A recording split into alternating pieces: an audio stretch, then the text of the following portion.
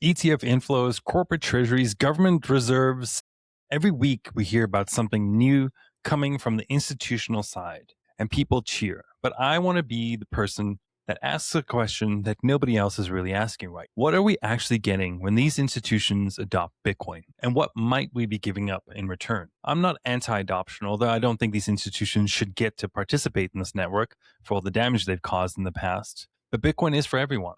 That's its true purpose. And I think it's the most important monetary invention in history. But I also think that the Bitcoin community has developed a habit of celebrating any and all institutional involvement without asking whether it's actually good for the sake of number go up. I remember when a single Elon tweet would make the price rise 10% in a single day.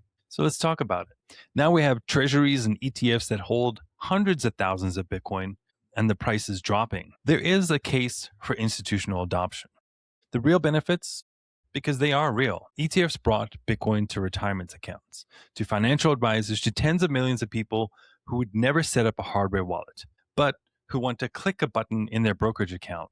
That's genuine adoption. It expanded who owns Bitcoin in a good way. And why not?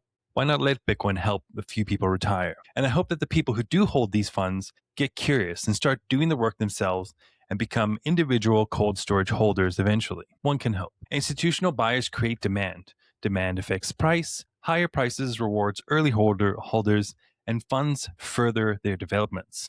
That's not nothing. That's a real thing. Corporate treasuries holding Bitcoin, when done without excessive leverage, like MicroStrategy, signal legitimacy to other companies and regulators who still treat Bitcoin as a fringe asset. These are real wins for sure. But here's what I don't think anybody is talking about.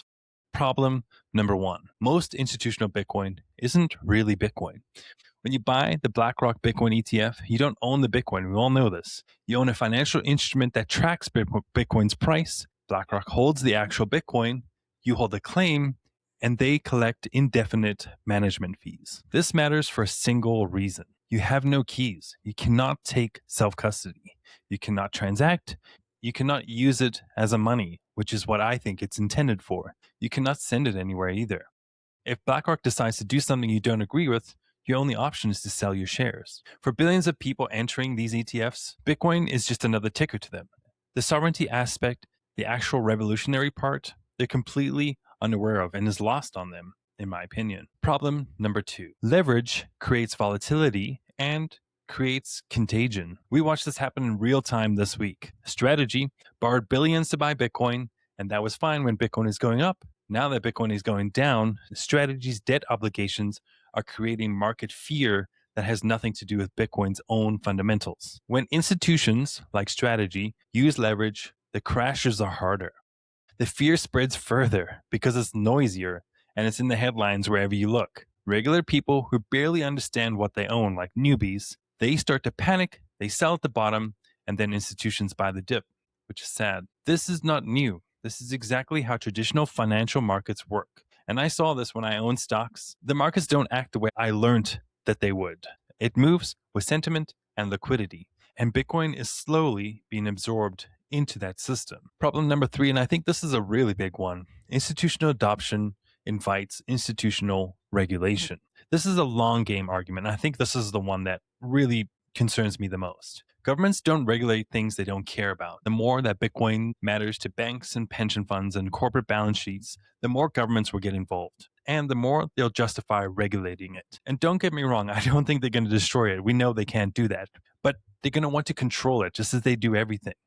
To require KYC, to limit self-custody, to decide who can use it and how. And that's a very real threat. Several countries are already moving in this direction. The EU, they're one of the worst. US proposals around self-custody wallets, the quiet pressure on exchanges to gather more data on where their coins come from and where their coins go. Let me be clear, none of this kills Bitcoin, but it does shape what Bitcoin becomes. I fear that this will make Bitcoin more like the system that was designed to give individuals an escape from. Here's where I land on this. Institutional adoption was always going to happen. Bitcoin is just too good for these institutions to ignore. Some of it genuinely helps. Broader ownership, more liquidity, more awareness. But adoption doesn't automatically mean progress to what Bitcoin was actually built for.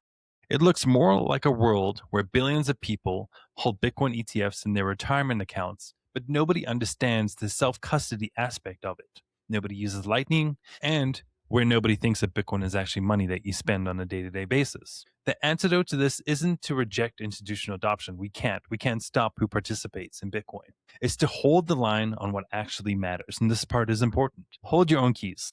That's it.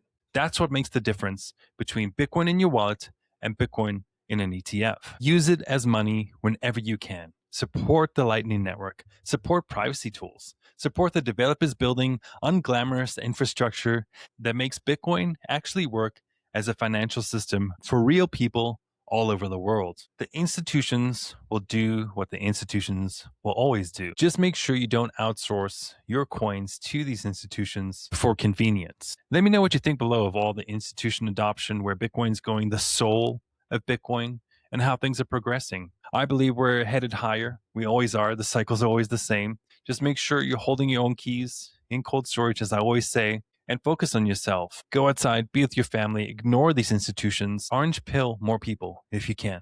Peace out.